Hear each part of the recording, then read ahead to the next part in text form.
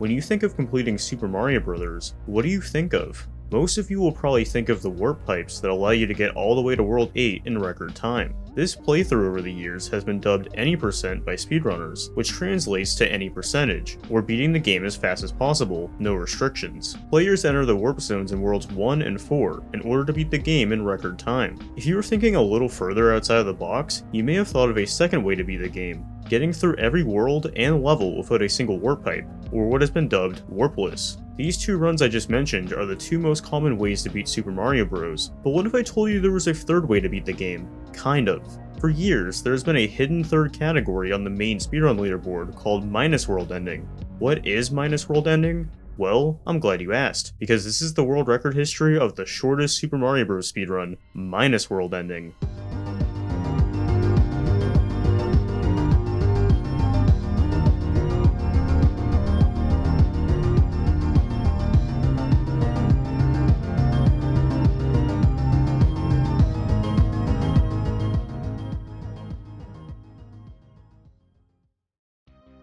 Now when I said minus world ending, many of you probably immediately associated that with the infamous minus world glitch, and if not, let me quickly catch you up to what it is. The minus world in Super Mario Bros. Is possibly one of the most well-known glitches in video game history. If you enter the 1-2 warp zone by clipping into it instead of the intended way, you then can enter the pipe before the warp zone properly loads. What does that do? Well, instead of sending you to 4-1, you get sent to the infamous minus world with the level -1. Or if you want to get technical, 36-1, except the game displays a blank tile instead. Apologies for my nerd ramble. Anyways, what is -1? Well, nothing really that special. It's a carbon copy of 7-2, except when you try to finish the level, it loops you back to the very beginning. It is impossible to complete the game at this point, or is it? If you play on an American, European, or Japanese cartridge of the game, Minus World will only send you to this infinite loop. So, case solved, there's nothing else with Minus World. Wrong. You may not have known that there is another official release of the game that often gets overlooked, the Famicom Disk System version. In 1986, Nintendo of Japan launched the Family Computer, or Famicom Disk System. Instead of using typical game cartridges, this system uses its own floppy disk format. You see, with the data on the floppy disk being stored differently than a typical cartridge, Minus World becomes something completely new. Watch this. Instead of a looping copy of 7-2, Minus World now starts with an underwater version of 5-3 that had a bit too much to drink. Since this level has a flagpole you can use to finish the level, you may ask, what's beyond it? Well, the game properly continues and you start -2, which is a copy of 7-3. Beating that unlocks the very last level in this world, -3. This time it is an alternate version of 4-4. With that is Minus World, having only 3 levels instead of the traditional 4 per world.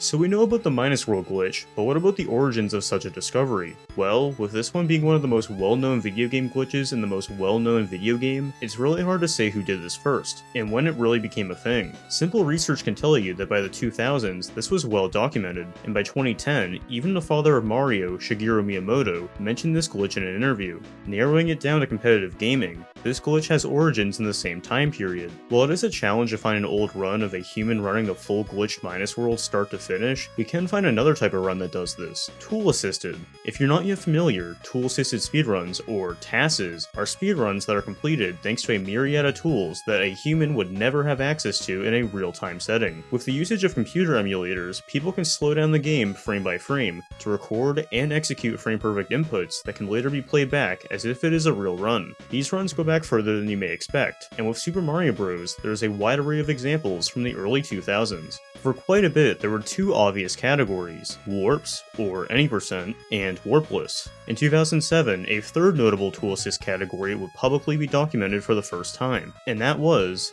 -3 stage ending. Putting 2 and 2 together, this run was beating the Minus World on the Famicom Disk System starting from the beginning of the game. The first documented example of this was published on January 28, 2007 by Phil, and clocked in at a time of 2 minutes and 58 seconds. Except that's not really the real time of the run. You see, tool-assisted runs are generally timed from when the console is first powered on, all the way to the final input. This time includes the boot-up screen present on the Famicom Disk System. To compare this with typical human runs, timing for any category starts on the first frame of the 400 timer in 1-1 appears, and ends when hitting the final castle axe. When converting this run to a proper time, we get a run that is approximately 2 minutes and 34 seconds. This at least gives us a simple basis for how short this category truly is. This run uses a handful of glitches that I would get into more now, but I feel is better to talk about further in. Past this run, it would be improved a handful of times, with the last one being a 2 minute and 30 second run by Happy Lee, published in 2009. To this day, this run is proven to be unbeatable, with other tool assisters tying this exact run to the frame. This leads to the question, what about the humans? How far can a real person get? I haven't yet scratched the surface regarding any person doing this in real time, and the reason for that is, at this point in history, there is zero documentation of any player running this. The early history of everything is very fuzzy, but the earliest recorded real-time runs began around 2013. This was a point in time where speedrun leaderboards were not very centralized, and on top of that, there was very little interest documenting runs that weren't the main serious game completions. Oh, and before I go forward, that's probably something I should talk about. Game completions. Is beating Minus World on the Famicom Disk System version a real way to beat Super Mario Bros? Many will immediately claim, no, this does not beat the final level in the game, 8-4, so how is that even a real question? But what if I told you that the game thinks that Minus World is beating the game? When finishing -3, you can go back to the main title screen and select which world you want to start in. On top of that, when entering a level, you may notice Goombas being replaced with Buzzy Beetles. For those unaware, this is the second quest game mode that unlocks when beating 8-4. The game treats beating -3 like beating 8-4, so technically, this kind of is beating the game. Maybe? I'll let you argue that amongst yourselves. Alright, now that I got that nerd tangent out of the way, where was I? Oh, 2013, yeah. Leaderboards were still not nearly as centralized as they are today, so thanks to that, the earliest records of this run take a bit of digging to find. Most of it can be found buried somewhere on the Speed Demos archive forums, a popular speedrun resource in the 2000s and early 2010s. By 2015 though, Speedrun.com was becoming a pretty popular website to submit leaderboard times across any game you could think of, and due to this, a ton of history starting from this time frame is mostly accurate. On Speedrun.com, Super Mario Bros. Has 5 categories listed. 2 are the main game completion categories we have talked about way too much already, and 2 of them are the same thing but on the Super Nintendo All-Stars release. That leaves one final category, Minus World Ending. From this point forward, this has been the name given to beating the full-fledged Minus World as quickly as possible. The earliest documented run is a 2 minute and 42 second time from February 10th, 2013, from owatax. And while it is hard to 100% say where this run truly stands in the history of things, it is the only run from the time that is 100% archived, so for the sake of having a baseline, we will call this the earliest known record of what would become Minus World Ending. This time is really what you'd expect from such a run. Between 1-1 and 1-2, a fire flower is grabbed, and clips into the 1-2 warp zone relatively quickly. From there, it is a standard playthrough of Minus World, with the route in -3 being to break a block, and run over most of the stage. The only final thing to note here is while the video says a time of 2:44, this run starts timing on the title screen, which I already talked about before, is not how modern runs of this game are timed. Fortunately, it wouldn't be that long for further development in this category to happen. By August of the same year, there were already a handful of new records, which unfortunately have zero surviving footage. The only reason we know about these runs is due to them being posted on the Speed Demos archive forums I mentioned before, and were shared by the runner themselves, Saradoc, who actually has quite a history in the game. Saradoc, who has formerly gone by the names IOL and Blubbler, has held a ton of records across every other category on the leaderboard, and most notably was the first ever person to get a 4:57 time in any percent. Over the span of 3 days, they claimed 3 new records. The first is a 2:39, with the second one being the same, since they claimed it was a less than 10th of a second improvement. The third unfortunately is very vague, and all we know is that it was a clean run finally. Smiley face. Saradoc's first properly documented time wouldn't be until October, and was a 2:37, a huge improvement over the last fully documented run. They opted to instead grab only a mushroom just before the 1-2 clip. You'll see that doing this they performed a double jump, which is possible when collecting a power-up without holding a jump input. This alone saved a decent chunk of time, but -1 also had something in store. Finishing the level, you'll see that instead of simply grabbing the flagpole as soon as possible, the level is finished by timing a jump, or in this case, swim input, into the base of the flagpole. If you watch enough Super Mario Bros. Speedruns, you will very quickly notice players do flagpole and bullet bill glitches, and while this run predates those things being done in real time, the trick here is not too much different. What you are seeing in -1 is the same kind of concept as the bullet bill glitch, and in this case is dubbed as a full flagpole glitch. A full flagpole glitch happens when Mario is able to clip inside the base of the flagpole, activate said flagpole, and be ejected out to the left at the same time. This causes the timer to immediately start counting down instead of waiting for Mario to walk to the castle. This is exactly what happens in -1. This is thanks to Mario's smallest swim being lower than his smallest possible jump, which is perfect for this situation. A billable glitch in 8-2 optimally can only save 2 in-game frame rules, or 0.7 seconds. For those not familiar, the game checks to see if you have beaten the level every 21 frames, or 0.35 seconds, which leads to players only being able to save time in increments of 21 frames, besides the final level since there is no next level to load after that. In -1, you can save many more frame rules, upwards of 2 seconds a time. This is thanks to not having to wait for a bullet to move, and can instead just immediately go up to the flagpole. Except in this case, where you'll see Saradoc enter the timer in a 3, which gave 3 fireworks. Fortunately, that would not be a problem, as only 9 days later on October 30th, Saradoc swung once again and lowered the record by an additional second, barely squeezing out a 2:35. This time, they were able to avoid fireworks in -1, and noted some possible future time saves, such as saving frames in the final castle, and even discussing playing the game as Small Mario, which led them to asking, is such a wall skip feasible in real time? Referring to the clip in 1-2. With current knowledge at the time, the category was mostly at a roadblock.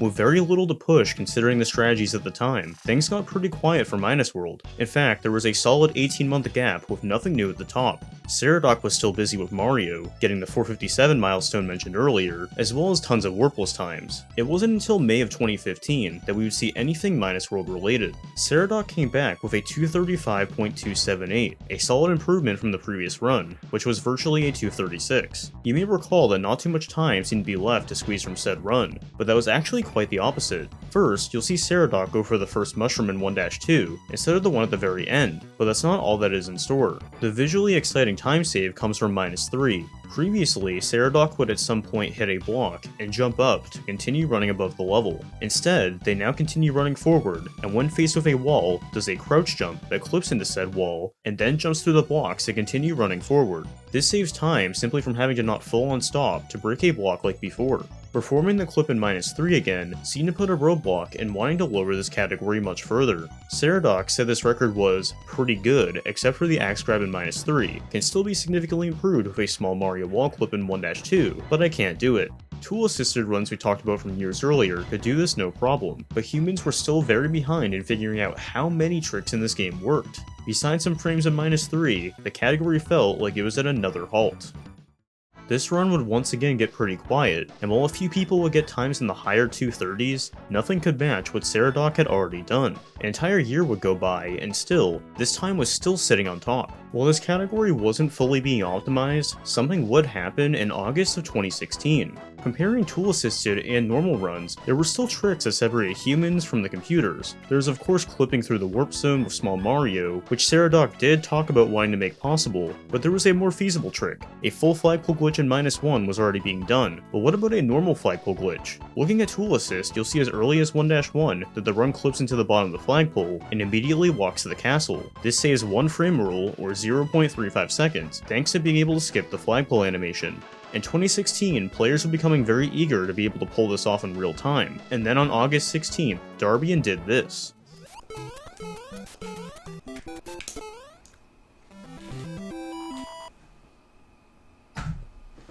He became the first ever person to get a flagpole glitch in a run, and do it fast enough to save that extra frame rule. This was possible thanks to research from a runner by the name Mav6771, who figured out with the precise timing and inputs, this was indeed possible in a real speedrun. This immediately would lead to a 456 time in any percent being possible, with Darbian doing just that in October. This was nowhere near the final usage of the flagpole glitch though. Every single Super Mario Bros. Speedrun has to play 1-1, and because of that, the flagpole glitch is always in play. This single time save would be enough to make a 234 time possible in World ending. Darbian himself would try just that, and start grinding runs of the category that included 1-1 flagpole glitch. On November 30th, he would do this. Are you talking about any percent?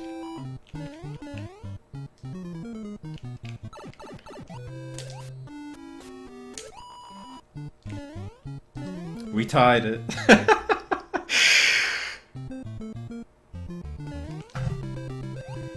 You may wonder, why did he not get a 234 if he got flagpole glitch? Well, he may have gotten Flagpole Glitch, but you may notice that he was a frame rule behind leaving the level. Unfortunately, he wasn't fast enough to make this new frame rule, but was still able to beat the record untied by a single frame, thanks to grabbing the axe in -3 just slightly faster. A 235.278 record became a 235.261. You may think with such an obvious time save now, that one of the runners would return with the same run, but add on Flagpole Glitch. That actually makes too much sense. And of course this is speedrunning we're talking about, so of course it didn't go that way. With Flagpole Glitches taking the world by storm, everyone was getting even more obsessed with how much further you could stretch this game. People immediately were able to execute Flagpole Glitches not just in 1-1, but additionally in later levels like 4-1 and 8-3. While these Flagpole Glitches were still slowly being added into the run, someone else was trying to break another level, and his name is AndrewG. AndrewG, if you do not know him already, has made quite a name for himself in competitive gaming, and if you know him for anything, you better know that he is one of Super Mario Bros. Most legendary runners. He was the first person to beat the game in under 5 minutes, and has never truly given up his competitive urges since. This time he was messing with 1-2, another level that tool-assisted runs always outdid humans on. Saradoc a few years back had wanted to shave time off World ending with a small clip into the warp zone, but was never able to make it humanly feasible. Well, by April of 2017, Andrew made that reality true. He was able to execute 2 versions of this glitch. 1. Clipping the pipe, going just fast enough right to load the warp zone, and quickly heading back left to enter World 4. And 2. Clipping the pipe, and immediately entering World. The first variant proved to be useful for any percent runs, and eventually would get added to the extended list of tricks runners were already doing. The second should be pretty obvious. Saradoc's previous wishes became true. There was no need for Big Mario in World anymore. Andrew saw this discovery as a huge advantage, and immediately went to work on the category. On April 9th, it finally paid off. 234.812. Andrew got the first 234 not by adding the Flagpole Glitch, but by introducing a completely new trick that had gone on to be named after him, 1-2G. Andrew may have ignored a Flagpole Glitch, gone for a slower full Flagpole Glitch, and couldn't clip in -3, but he saved so much time just from 1-2G, not having to grab a mushroom power-up shaved so much time off that it was more than enough to establish dominance in the category. Fortunately, with the game being bigger than ever due to speedrunning's growing popularity, and Super Mario Bros. New discoveries, we unfortunately don't have to wait nearly as long for further developments. Clearly Andrew's run was beatable with how safe he took things outside of 1-2. Moving forward, let me quickly introduce you to Marikh, a German speedrunner who started running Super Mario Bros. In March of 2017. He put up a few times pretty quick, between any percent and some sillier joke category extensions. But starting in July, he would also latch onto World ending. Pretty quickly, he was able to get a 235 in the category, already putting himself towards the top of the leaderboard. He steadily kept chipping down his time, and on August 20th performed this. 234.329, a nearly half a second improvement over Andrew. He actually lost a frame roll versus Andrew in 1-1 due to a slow underground section, and lost yet another one in 1-2 due to a slower 1-2G.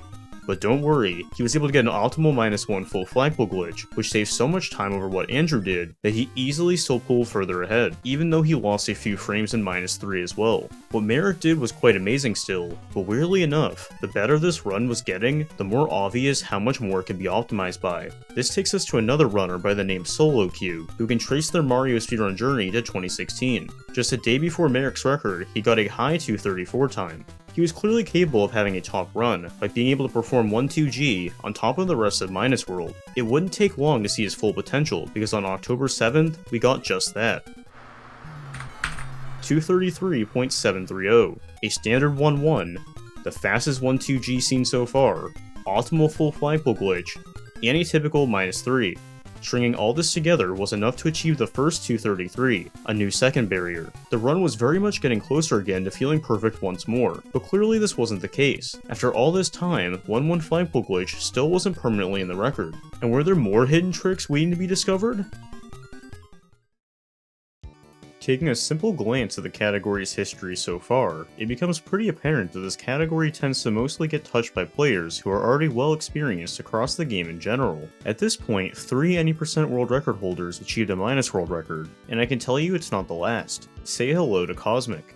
Kosmic has an extensive speedrun history spanning back to the early 2010s, and over the years has become known the most for tearing apart Super Mario Bros. Specifically, throughout 2016, he rapidly decreased his any percent personal best, and in October would hold his first any percent record for 2 days before Darbian got the first 456 time. He would eventually get the world record back twice during 2018, and that wasn't the only thing he did that year. Besides topping Warpless for all of 2018, he also gave a swing at minus world ending. On February 24th, we get to see another impressive feat by Kosmic. He went for Oh, he actually didn't do anything in 1-1. Let's watch out this run.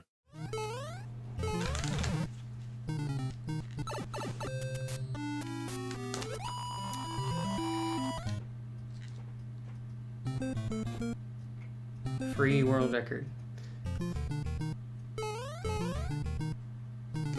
233.564. A slight, but still noticeable improvement over SoloQ's first 233. He will also frame roll in 1-1, did an alternate 1-2 clip, and actually, I should probably talk about that first. By the time this run occurred, any percent had some new things up its sleeve. The biggest was a new trick in 4-2 that was being done, dubbed Blazit, which can allow Mario to partially clip into a wall when having the correct subpixels. Subpixels are smaller than a pixel, and typically it is hard to control such things. This new method of figuring out your subpixel and mashing and clipping into the wall was implemented in 4-2 as a new time save, but this same concept could be done in many other contexts, which is exactly what Kosmic did here. While what he did was a frame rule slower than what a perfect 1-2G can do, it is still able to match what SoloQ did in his record. Thanks to this, the record was once again slightly improved. Clearly there was still more to this though, and Kosmic quickly demonstrated that because just 3 days later on February 27, he did this. 233.248. 1-1 Flagpole Glitch, a 1-2 clip, and a clean enough minus rolled allowed him to shave roughly another third of a second off. At this point you may notice, we are getting closer to yet another second barrier. If there was one more frame roll possible, which reminder is 0.35 seconds, it would be more than enough to achieve a 232 time. Fortunately, 2018 was a very busy year, and Marikh would put more attempts into the category in order to secure a record once again. Instead of going for a Flagpole Glitch, he instead went for the faster 1-2G clip that Kosmic opted out of, and would stay tied with the record until -3, where he would save 4 frames against Kosmic. 233.181. It wasn't a 232, but it was a slight nudge closer, with Marikh getting a low 233 with a faster 1-2 clip, but without 1-1 Flagpole Glitch. It should be pretty obvious. Simply add 1-1 Flagpole Glitch, right? Well, kinda? What if I told you that 1-1 isn't the only Flagpole Glitch that could be added into the run? Up to this point, I have virtually glossed over -2, and honestly, it's because for the most part, there hasn't been much to say about this level. You run right to avoid the fish, and you grab the flagpole— Wait, can't you do a Flagpole Glitch here too? Yep, you can. And that is exactly what Kosmic had in mind. I should note that by this point, runners had become way more comfortable and consistent with Flagpole glitches thanks to the likes of Sockfolder, who was able to lead the way to runners figuring out consistent setups for different levels. This hugely came down to finding what subpixel position you need, just like Blazit Clips. With Kosmic eyeing a new Flagpole glitch, this is what he was able to achieve on August 20th. 1-1 Flagpole glitch, his safer but slower 1-2 clip, -1 full Flagpole glitch, -2 Flagpole glitch, and in -3? Oh, that was terrible. I was so afraid of those bloopers. I think I'm supposed to go bottom way if I don't clip, but that was... 233.065. He may have gotten the new record, but unfortunately was not a 233, all because he bonked at the end of -3. With that unfortunate ending, Kosmic could not let this record sit, and in the same session, 232.832, the exact same run as before, except this time a clean -3. Another second barrier has finally been unlocked. This was quite exciting, and with Kosmic going for a slightly safer 1-2 clip, this category still had more wiggle room. So all you need to do to optimize this run is take Kosmic's run and add the faster 1-2 that Marikh did before, right? With minus world ending at this point becoming a de facto second category for many top Super Mario Bros. Speedrunners, it may not surprise you at this point that I'll be talking about many more players who have been able to dominate the leaderboards in one way or another. The next in that list is somewes, who in 2018 was able to secure not one, but 2 records in the any percent category, which at this point was in the 455 range. Just 5 days after a second one, Wes would do this on October 28th. With the cat troll? 232.482. Wes was able to emulate Kosmic's run, while also adding on the faster 1-2G frame rule. So there you go, you now had 3 flagpole glitches and a perfect clip. What else could be done? So 231 is possible, right, Kosmic? Wait, what? Remember back when the run used Big Mario and was able to clip at the end of -3? Well, with the run using Small Mario of 1-2G, this quickly got erased. But what if you could still do such a thing as Small Mario? Blazit Clips were both possible in 4-2 in standard any percent runs, and 1-2 in minus world ending. So what about -3? Eventually, a setup for a clip here was found, and only a month later on November 28th, Wes took advantage of it. New record. 232.332. A solid 10th of a second improvement over his previous. You may wonder how this new clip saves such little time over not doing it, and that's actually not true. Wes lost the 1-1 flagpole glitch frame rule, which required him to do this new clip to lower the record, which fortunately he was able to do. Do you know what this means though? If you perform the same run and save the 1-1 frame rule, that is just barely enough for a 231. Wes 100% knew this, and only a week later on December 4th, would pull this off. Yes, dude! 231! 231.983. You couldn't ask for a better run. It had 1-1 flagpole glitch, 1-2G, -1 full flagpole glitch, -2 flagpole glitch, and lastly, the new -3 Blazit Clip. The only thing that could be cleaned up at this point was some frames in -3 using the new clip, but was it worth doing such with how clean this run already was? 2019 started up, and while every other category that year would have some kind of world record activity, minus world ending would not be the same. It's not too surprising considering what Wes did to the run, and all anyone else could do is try and catch up. While the record wasn't beaten, a handful of people did put some great times up on the board. Within a year of Wes getting record, half the top 10 would be new times. Marikh would get the same time as Kosmic's last record, and a handful of newer faces also popped up. 2 of these are names that would quickly become impossible to avoid.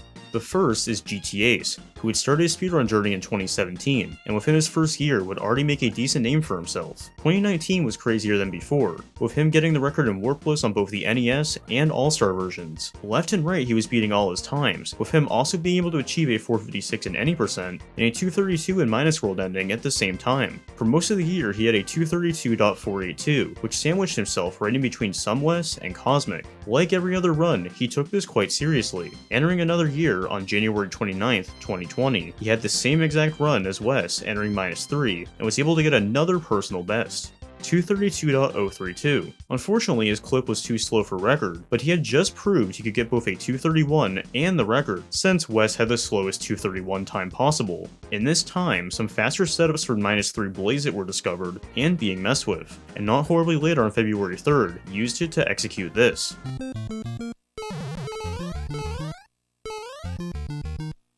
231.966. He had mirrored the previous runs up to -3, and while his actual Blazit clip was slower than Wes, the faster setup that immediately runs right was enough to get the record by a single frame. With the possible improvement in -3, time could clearly be squeezed out of the level still, and at this point it seemed like once again, it was down to optimizing the last level. To further optimize this level, I need to introduce you to yet another character in the story, and his name is Niftski. Using an emulator and keyboard to run, his playstyle varies quite a bit more than what people generally expect, but either way, you cannot deny the pure skill he has. By the end of 2019, he was able to get a 456 in any percent, and immediately got into minus world ending as well, scooping himself a high 232 time before the year was over. Being a very new player still, Niftski had already proved he had the skills to challenge the world record, and in January got second place. It was all or nothing though, because on February 11th, he took it one step further. Wait. Dude, that was it! But I hit the timer! That was it! That had to be it! He may have accidentally ended his timer early, but when retiming it, it was a 231.800. He copied GTAce's run, and had a clip that saved so much time, it lowered the record by over a 10th of a second. Looking at this run, it may seem that every possible strategy was as good as it could get, but thanks to not relying on frame rules, -3 has been a level with constant improvement around the corner. Kosmic was experimenting with the category once again, and was finally going for the fastest 1-2G clip, and on top of that was going for a faster -3 Blazit setup that entailed letting go of the B button and repressing it just a frame after the level starts. On February 20th, Kosmic had what seemed to be the perfect run, but it resulted in being a 231.867, just frames behind Niftski. Why was this the case? Well, when doing the Blazit Clip, he jumped one extra time in the wall, which unfortunately was just enough for him to lose the record. Unfortunately, of Kosmic's best effort at the time, he could not reclaim the top, and Niftski's record stood for a few months. Until...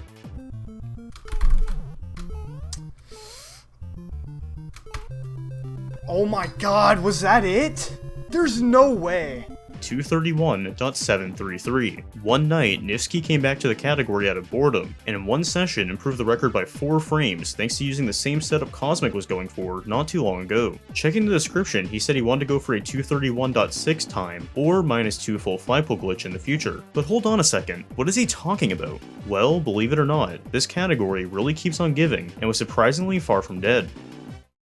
Before we talk about how further time saving this run is even possible at this point, there are 2 runners that we should probably talk about. The first is Scrimision, who started his speedrun journey in 2018. Just like every other player mentioned today, he very much proved to be a skillful player, and by 2020 had his own 456 time in any percent, and by this point had already heavily dabbled with minus world ending. After Niftski got his 231.733 record, Scrimision had been grinding attempts to try and squeeze out the record by doing everything Niftski had done. On August 20th, things were looking pretty promising. Oh! Oh! Oh!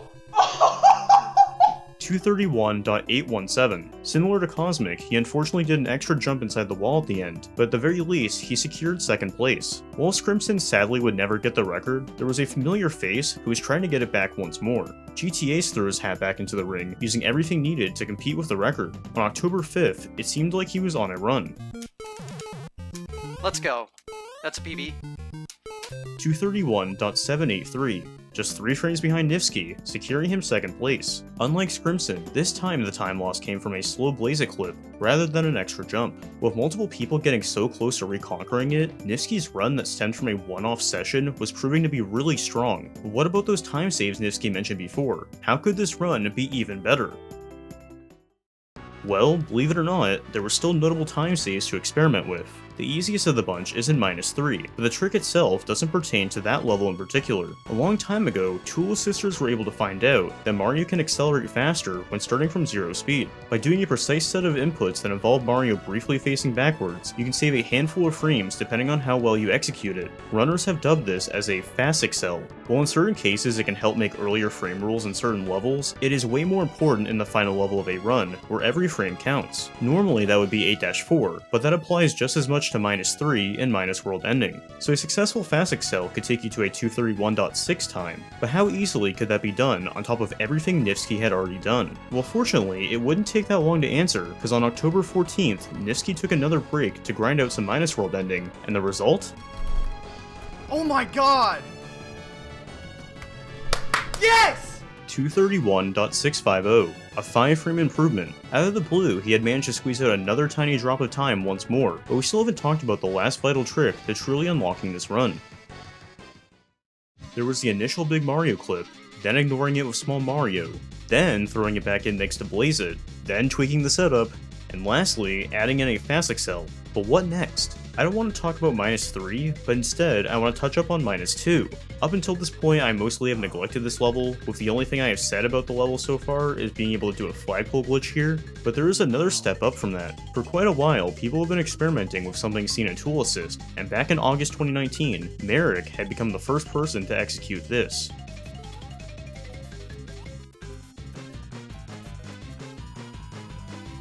He got to the end of the level, slowed down for the last cheap, and used it to time a bounce that allowed him to clip into the floor. Using this, Mario's position was low enough to quickly jump up and clip into the base of the flagpole, performing a full flagpole glitch just like in -1. In this case, he was playing 7-3, but remember, -2 is a copy of said level. What Marikh did ultimately saved 2 frame rules, or 0.7 seconds over doing a standard flagpole glitch, but that's not where it stops. It can actually be done faster. Flashing to 2020 on August 20th, Niftski became the first human to tie the Tool Assist in a full level attempt. How much faster was this? An additional 2 frame rules over what was done before. This means a total possible time save of 4 frame rules, or 1.4 seconds. I'm not sure if you remembered what the last record in minus world ending I mentioned was, but that was more than key to the final second barrier. Already going as far to try to optimize -3, Niftski was more than ready to add this -2 time save into minus world ending. Entering the new year, he was grinding out this new strategy in the run. There's a huge important note regarding this trick. To ensure the Cheep Cheep was in the correct place to successfully pull off this trick, Niftski booted the game with a 17-second delay, which means he has to wait that amount of time before he can start the game. For reference, he was using a -3.27 delay before, which is the standard amount of time it takes to reset and immediately start the game. It may seem weird to wait 17 seconds to start a 2.5-minute run, but players will do anything just to save the tiniest amount of time. Secondly, due to how hard this trick is on its own, Niftski decided to opt out of 1-1 Flagpole Glitch and the clip in -3. This may sound like quite a lot to sacrifice, but remember, he had 1.4 seconds to play with if he successfully executed -2. He simply wanted to shave a bit of time off the run. On January 3rd, his wishes became true. Let's go! 231.4! 231.434. He successfully shaved off 200 milliseconds by swapping 2 tricks with a completely new one. With how much was sacrificed though, it became quite obvious what Niftski needed to do. Get the 230. With Niftski having over a second worth of time saves to play with now, it was really up to him to decide how much the record should be lowered by. No matter what though, he made it his goal to get at least a 230. With -2 full Flagpole Glitch being a must now, Niftski had a new plan to break the final barrier, take his current record, and add the original Blazit Clip setup back into -3. Yes! Yes! 230.802. Using the Blazit Clip once again allowed him to chop off over half a second and not only get the first 2 minute and 30-second minus world run, but get the final possible barrier in the category. Do you remember the tool assist run from Happily that I mentioned at the very beginning? That run for over a decade has not been able to be beat and is a very low 230. No matter what you do, it is very unlikely we will see another second barrier. Back to the humans, Niftski had bested himself yet again, but there were still some obvious time saves in play. This predicament was very similar to before, having to slowly add harder tricks back into the run. For many months, the record would stand once more, most likely due to the increasing amount of tricks needed to be at the top. Niftski every year has made a list of goals that he would like to achieve across the game, and with him having the same record entering 2022, one of those goals was to get a 230.3 time in minus world ending. Niftski's first course of action was to add 1-1 Flagpole Glitch back in. This was very much the easiest option of them all, considering the strategy has become a standard for top runners across all categories at this point. Additionally, he was going for a faster -3 Blazit Clip setup that doesn't require a jump starting the level. Having already breezed through a few of his goals for the year, entering March, Niftski was ready to tackle minus world ending once more, and tried adding back in the tricks previously discussed. If done perfectly, it would be just enough for his desired 230.3. Is that it? Yeah! Oh! No, I missed that 230.402. Unfortunately, his clip was a single frame too slow to get his goal. Either way, it was a new record, and this was also the first run ever to be completely tied with the tool-assisted run, entering the last level. Being tantalizingly close to his desired goal, he actually continued his stream and tried even more runs. He kept going and going, and 96 attempts later was in the same situation once again. Yes! Yes! Yes! Yes! Let's go! 230.319. He not only got his goal, but had 2 world records happen in one session. This is where the record happens to stand as of producing this video, and with a gap between Happy Lee's 2009 tool assist and the human world record, there is still time to save. For comparison, the tool assisted run clocks in at a 230.02, but a human will never be able to achieve that. This is due to these runs being allowed to press left and right at once. While a human can technically do these inputs, it was never intended to be done on real hardware, and is banned in real-time runs. For a more equal comparison, you should probably look at Niftski's 230.103 tool assist, which maximizes the run's potential without left plus right inputs. The gap between this and Niftski's latest time may be very narrow, but clearly it can be done. You may recall that Niftski had previously used a fast Excel setup entering -3 to get a previous record. In fact, in both his world record description and his 2023 goal sheet, he notes when to go for a 230.2 time. Over the span of a decade, a select number of players have come together to compete in beating one of Mario's most infamous glitches as fast as possible. While saying that 12 seconds were lowered over 10 years sounds like nothing, it becomes really impressive considering the first run was well under 3 minutes. This category has become one of the most optimized Mario speedruns thanks to its short length and the constant dedication from everyone in the community who constantly work towards finding new setups and tricks. While naturally the history of this category will get quieter and quieter as time goes, this 150-second speedrun has a shocking amount of stories and competition behind it. Well over 200 people have run this, and as time goes on, that number will grow. Whether it's the latest king like Niftski, an older but familiar face like Kosmic, or someone completely new, this category still has a tiny bit of wiggle room, and I am really excited to see who takes this run one step further. Maybe you will be the one to do such a thing. Before I conclude this, I want to give a massive shout out to Electricpants, who won the 2 years prior to this, put together his own record history script, and allowed me to look at it in order to piece together this video. Additionally, I would like to thank the many people who have made this category possible, with some of them also fact checking and proofreading this video for me. Anyways, thank you so much for watching.